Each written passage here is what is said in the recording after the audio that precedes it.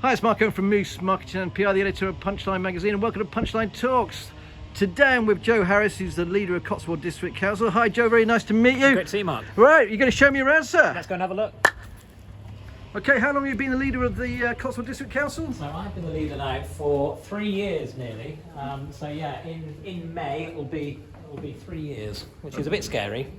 And how many people actually work in this council office? So we're quite unique at the District Council. So we share services, or we share our staff, sorry, with the Forest of Dean District Council and West Oxfordshire District Council. So all in all, I'd say across the partnership, there are probably about 300 staff. Here, obviously, with COVID, it's been a bit of a moving feast. So yeah, it's probably a maximum of 100 people in here at any one time, but that's assuming we're full.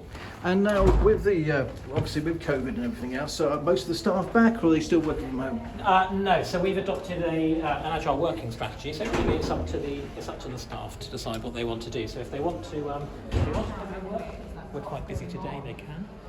And if they prefer working from home, they can do that. So I think at the minute most staff will probably come in a couple of times a week. Okay, and who have we got here then? Different areas. So this team over there on the right hand side, who are they? That's right. So we've got there's all hot desks. So we've got customer services. These are the overheads. Housing team, local community outreach work. These guys down here, customer services. So if you ring Cotswold District Council, or even the Forest of Dean Council or West Oxfordshire Council, it's very likely you'll end up talking to one of our customer services advisors here. So yeah, they're all down here. What's quite interesting as well is you'll notice these umbrellas. We've got a bit of an issue with our roof at the minute. So we're going to be spending a fair bit of money decarbonising the building and And one of the benefits is we get to upgrade the roof. It means that these poor people down here won't have to put the parasols up in the summertime. Sorry. Oh, it's not because of rain. It's not because of rain. It is because it's very hot in here here in the summer. It's also very cold in the winter. So yeah, we've got the worst of all worlds at the minute. So yeah. So what is the budget of Cotswold District Council, and how many residents actually, you guys look after? Yeah, so the net budget is £12 million, which, when you consider the county council has a budget of £500 million, it puts it into perspective. So I always say we punch above our weight here. We're very lucky. We've got a very, very dedicated staff base who work really, really hard for residents here in the Cotswolds. But yeah, we've got a pretty small budget in terms of, when you compare it to the county or other big organisations.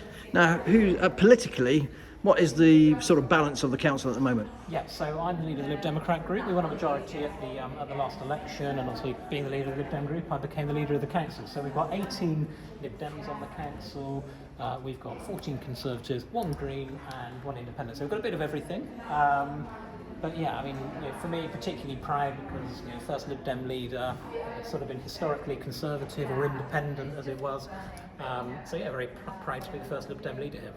Hey, not being funny, you're quite a young chap. I am. How old are you, mate? Still, I think I still get away with saying I'm young. So I'm 29 now. So I became the leader when I was 26, which is quite unusual because local government is usually inhabited by, it tends to be men of a certain age. So yes, breaking the mold slightly. Let's head through here. And what did you do before you became a councillor or leader of the council? A bit like you, Mark. I did a bit of PR and marketing. That's all the exactly. So with my dad's company, with my dad's business. So that was great. It's quite interesting, really. It gives you doing that line of work. It's quite good because politics is quite often about marketing yourself and marketing the ideas that you have. So yeah, it's pretty. It fits quite nicely in. All right, so we just went all the way around again. We have. So yes, we've got this bit of a so here on the left we've got the political group rooms. We've got room for the Lib Dems there. Next door to it, the Conservatives will have their room. Just in there, the Green member and the Independent have their space. So when they're in, they can come and utilise this space. Okay. On this side of the balcony, in there are electoral services and our democratic services. They make sure that council's functions happen. They make sure that when we have an election, it is accurate and we get the right result, because that's really important. Along here, or down here I should say, This is our planning team basically. So all of our planners. If you put an application into the council, it will find its way to some of our great staff here. It's a really busy time at the minute. You know, there are residents out there who are probably going, I haven't heard anything on my planning application. There's a massive shortage of planners nationally, and it's no different here. We know councils across Gloucestershire are having the same problem. So these guys are working really hard. It's funny. I thought it was the same space. No, but it's not. It's So a different wing. It's a different wing, Exactly. right? Okay, completely threw me then. I see what you mean. So these are the different planners. Exactly that. So Right. believe it or not, this is actually an old workhouse, and I think some of the staff might argue it still feels like that. But they all seem happy.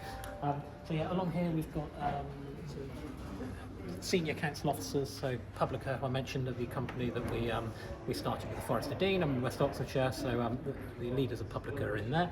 Along here we've got our little room for our press and media team. So they're busy looking away. So here is our chief executive's office, Rob Weaver. I don't think I've ever actually met Rob Weaver before. You need to meet Rob. That'd be very nice. He's up and coming in local government, that's for sure. He was the deputy over at Tewkesbury Borough Council, and we were very lucky to nab him when the chief executive role came up here. So yes, here What's this again one? more senior staff. So Jenny, who you just met, Mark, she's our deputy CEO. She's in there. We've got Angela, who's our monitoring officer. Oh, here's the great man himself. Here is Rob Weaver, our chief executive. Hello, hi, I'm Mark Owen from Nice to meet you. Punchline. How are No, you, it's funny, now I do recognise you.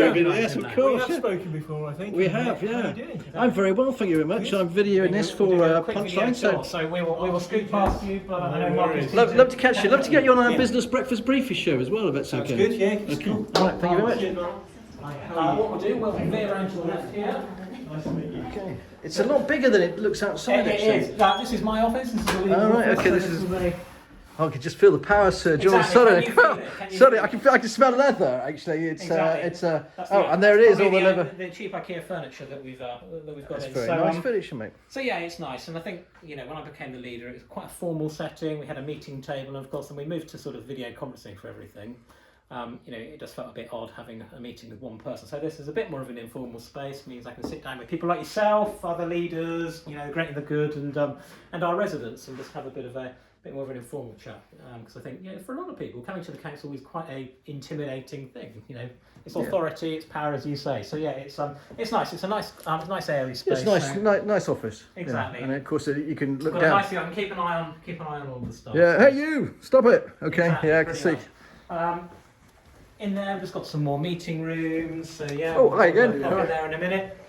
And then I guess the last but not least, we've got the council chamber. So whenever all of our councillors come in and we have our full council meetings, they come into here. So Can we go I in? don't think the meeting hasn't started just yet, Okay, so they're all geared up, ready for an overview and scrutiny meeting. But yeah, when we have our full council, this is where they happen. This is where democracy happens. So yeah, if you ever come to a council meeting, this will be packed, and hopefully we'll have a full public gallery. So yeah, that's Cotswold District Council, Mark. I hope you enjoyed the tour. Joe Harris, thanks ever so much for talking to Thanks Punchline very Talks much. today. Appreciate it.